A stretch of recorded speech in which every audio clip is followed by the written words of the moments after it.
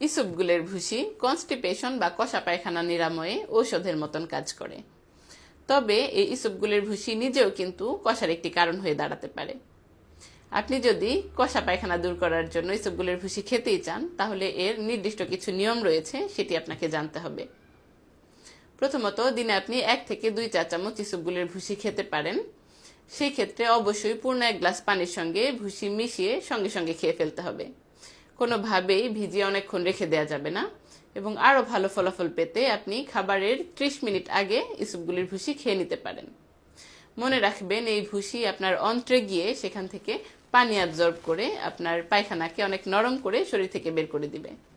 কিন্তু কোনো কারণে যদি আপনার শরীরে পানির ঘাটতি থেকে যায়, সেই ক্ষেত্রে কিন্তু এই ভুসি আপনার অন্ত্রে গিয়ে সেখানে দলা পাকিয়ে গিয়ে কষা পায়খানার আরও একটি কারণ হয়ে দাঁড়াবে। কাজেই আপনি যখন ভুসি খাচ্ছেন তখন খেয়াল রাখতে হবে দিনে যেন কমপক্ষে 3 লিটার পানি অবশ্যই পান করা হয়।